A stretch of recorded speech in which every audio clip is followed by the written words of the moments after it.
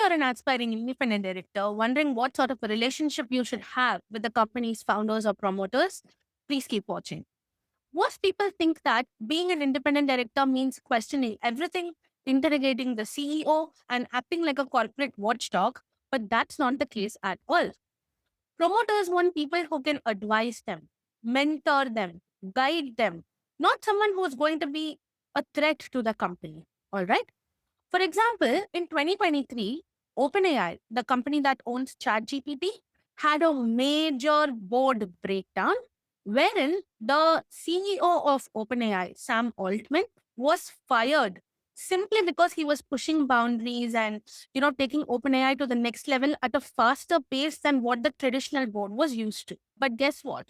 Not only was Sam reinstated as the CEO, but the other directors who facilitated his removal, people say that they may never sit on a board ever again. So, what's the moral of the story? Just because you're the independent director of a company, it doesn't mean that you can take drastic decisions like this and have a bad rapport with the founders and CEOs.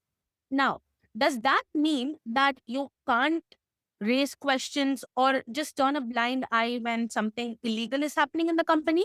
Absolutely not. If something is happening in the company, it's your duty to raise red flags. And guess what?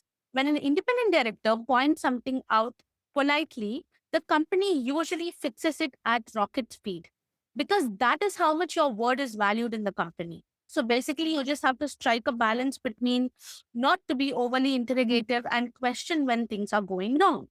So I hope this gave you a better sense of clarity, and I will see you in the next one. Thank you so much.